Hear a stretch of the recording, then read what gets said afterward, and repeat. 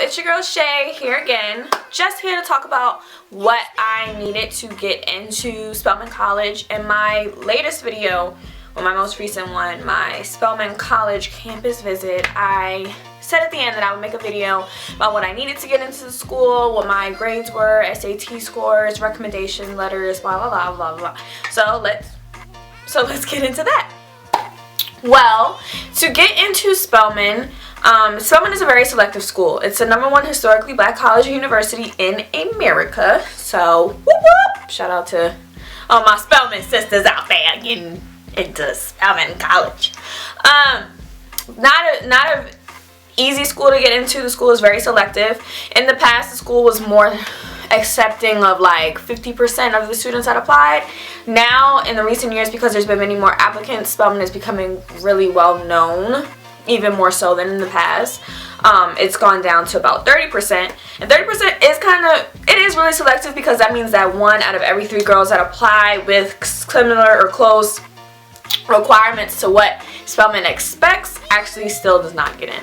So, what I had on my ACT, okay, for the fall 2015 requirement list I saw from last year's, like who got accepted into Spelman last year, the average ACT score was a 23, and the SAT score that people had, they only accept the math portion and the reading portion. They don't accept the writing portion, which sucks because I'm a writer, so the writing portion was like my best part. I got a good SAT score on the writing portion.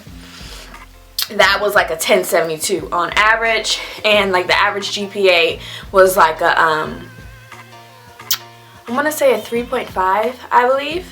So for me to get in, my GPA was a 3.5. I had a 22 ACT score, and my math portion and reading portion of my SAT was a 1080. So I slipped through the cracks, but I made it into Spelman. That's all that matters, right? Right. Also, what I say is very important when applying to different colleges, and this isn't for Spelman. This video is for anyone, wherever you're thinking about going, considering going. If you've already applied, gonna be applying in the fall, to people that are juniors starting to think about colleges, make sure you're in the clubs. In high school, I've been in Executive Class Council, Senior Class Council, National Honor Society, National Technical Honor Society, DECA. I was in the MCTV, which was like a television station program in my school. I helped out with the basketball team. I helped out with the football team. I was very, very involved in all kinds of aspects, and that is what colleges like to see, because they like to accept all kinds of students. They like to accept the future leaders of America, people who get themselves out there. I've also been a part of it. Like in those groups we did community service.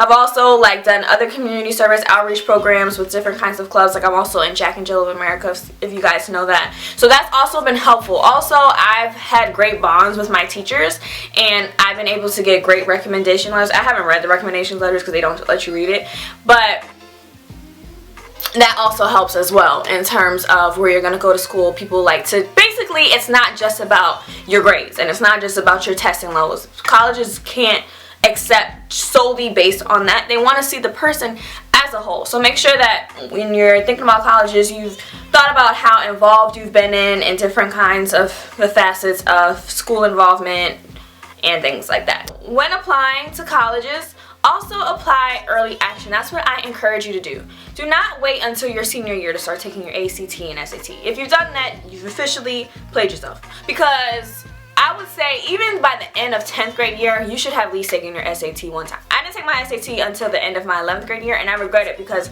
I've only taken my SAT twice, and I feel like if I had more chances to take it, I could have gotten a higher score, which could have propelled me to, you know, be able to do more in terms of acceptance letters in colleges. The pros of applying early action is that when you apply early action, you actually receive the notification earlier, where it kind of helps you plan out what you're about to do with your life. Because going to college is a big deal. And I'm the first person in my mother's side of my family to actually go to college. So being able to go through this experience early, because we have to decide where we're going to go by May 1st. So putting all this into perspective by the end of January, February has really helped me. So that's why I encourage everyone to apply early. Also, when you apply early, it kind of tells the school that that's where you want to be and that you got your ish together. So then they like to see that. Also, when you apply early, You cannot get denied. You can only get deferred. You can only get, if you apply early, you either get accepted there or you get deferred and go into the regular acceptance day pool. And when you go into the regular acceptance day pool, I'm sorry, I'm losing my train of thought. When you go into the regular acceptance pool, then you just get reevaluated again. So that means you have 2 chances to get evaluated in opportunity to go to school rather than just one. So I encourage everyone to apply early. In terms of scholarships at Spelman, I would like to say that in the Spelman group chat that I'm in, someone actually emailed Spelman and asked about how scholarships and what are the requirements usually to get like tuition scholarships, room and board, full rides, and they said they usually start looking at scholarships if you have like a 28 ACT and like a 1280 SAT. I didn't have those. So therefore, I will be applying for, and I have applied for outside scholarships. Use and milk those outside scholarships. Even if you write an essay, save your essays because a lot of the questions become redundant. So I know it's a lot of writing, it's a lot of typing, it's a lot of, I don't feel like doing this, I don't have time for this, but you really do have time when you need that money and when you got them student loans. You really had all the, you'll think back later on, be like, I had all the time in the world to be doing this when you're paying $300 every month for the rest of your life. Off of college loans. So take advantage of scholarships because Spelman is very selective already in terms of getting into school, so they're even more selective with their money, okay?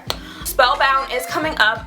We'll be going to Spelman April 17th and 18th. I'll probably vlog the experience the same way I vlogged my Spelman college visit. So stay tuned for that. More videos coming soon, so just ask me questions if you want me to do a Q&A on different kinds of college questions.